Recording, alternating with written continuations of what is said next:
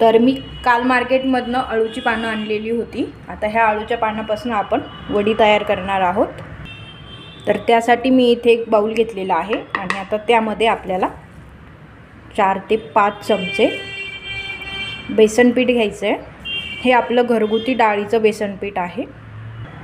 इकडे मी हिरवी मिरची आणि लसूण असा बारीक करून घेतलेला आहे। 1 चमचा तीळ आणि थोडासा गूळ घेतलेला आहे। गुळामुळे काय होतं, आपले जे अळूचे पानं असतात ते बऱ्याच वेळा घशामध्ये असं थोडंसं तडतडल्यासारखं होतं, त्यामुळे तसं होऊ नये म्हणून यामध्ये थोडासा गूळ आणि इकडे आपल्याला चिंचेचं पाणी देखील घालायचं आहे। तर मी इथे चिंच भिजत घातलेली होती। आता त्याचं थोडंसं असं मी पाणी देखील यामध्ये ॲड करणार आहे। चिंच जर नसेल तर तुम्ही यामध्ये लिंबाचा रस घातलात तरी चालेल। यामध्ये थोडीशी हळदी पावडर, थोडेसे जिरे घेतलेले आहे, यामध्ये चवीनुसार मीठ। आता थोडंसं पाणी घालून आपल्याला याचं मस्त असं खूप जास्त असं पातळ नाही, थोडंसं घट्ट आपल्याला याचं अळूवडीची जी मी वडी बनवलेली होती ती अगदीच मस्त असं टेस्टी खमंग तयार झालेली होती। तर तुम्ही बघू शकता मी इकडे अशा पद्धतीचं हे बॅटर तयार केलेलं आहे। तर मी इकडे एक पोळपाट घेतलेला आहे आणि त्यावरती हे अळूचं पान ठेवलं आहे। आता ह्या पानांवरती ज्या शिरा असतात त्या पटकन शिजल्या जाण्यासाठी आपण असं ह्या प्रत्येक पानाला असं थोडंसं लाटून घेणार आहोत, म्हणजे ह्या शिरा ज्या आहेत त्या अशा लूज पडतात।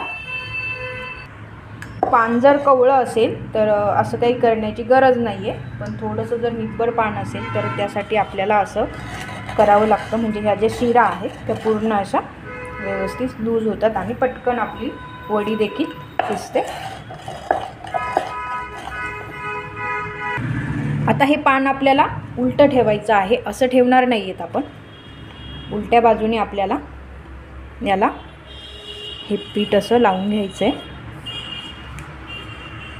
तर अशा पद्धतीने एक पान लावून झालं की दुसरं पान देखील आपण यावरती असं ठेवून त्याला देखील या पिठाने असं मस्त ग्रेस करूयात। आता सर्व पाने आपल्याला अशाच पद्धतीने एकावर एक ठेवून व्यवस्थित याला पीठ लावून घ्यायचं आहे।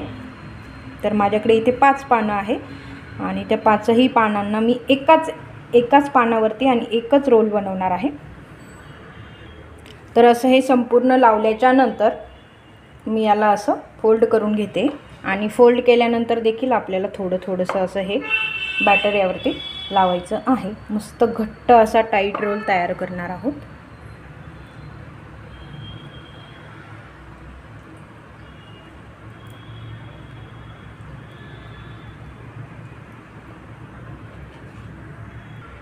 तर मी याचा अशा पद्धतीने रोल तयार करून घेतलेला आहे। इकडे गॅसवरती मी एक कढाई ठेवलेली आहे आणि त्यावरती पाणी ठेवलेलं आहे।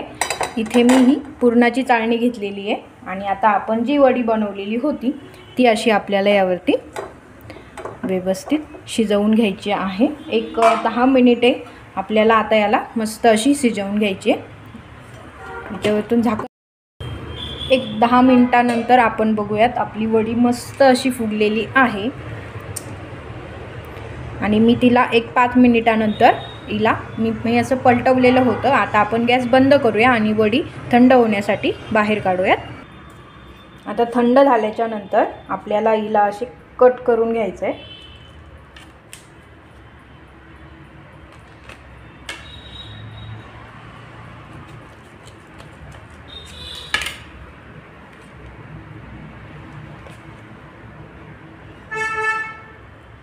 तर अशा पद्धतीने मी ही कट करून घेते। तर अशा पद्धतीने ह्या मी कट करून घेतलेल्या आहेत। इकडे गॅसवर कढाई ठेवलेली आहे आणि आता त्यामध्ये आपण वडी तळण्यासाठी तेल टाकणार आहोत। इकडे आपलं तेलही गरम झालेलं आहे। आता आपण या तेलामध्ये वड्या तळायला टाकूयात। तर एका वेळी जेवढ्या बसतील तेवढ्याच वड्या आपण ह्या तेलात सोडणार आहोत। एक साइड व्यवस्थित तळून झाल्याच्या नंतरच आपण याला पलटी करणार आहोत, नाहीतर मग आपल्या वड्या मोडतात। तर मी ह्या तळल्याच्या नंतर असं डिशमध्ये काढून घेतलेले आहे आणि बाकी सर्व वड्या देखील आता आपण तळणार आहोत। तर अशा पद्धतीने आपल्या ह्या सर्व आळूवड्या मस्त अशा तळून रेडी आहेत। तर अगदी मस्त कुरकुरीत आपल्या ह्या आळूवड्या तयार झालेल्या आहेत। तर तुम्ही देखील अशी आळूवडीची रेसिपी नक्की ट्राय करा आणि तुम्हाला ही रेसिपी कशी वाटली मला कमेंटमध्ये जरूर कळवा। चॅनलवर नवीन असाल तर चॅनलला प्लीज लाईक करा, शेअर करा आणि सबस्क्राईब करा।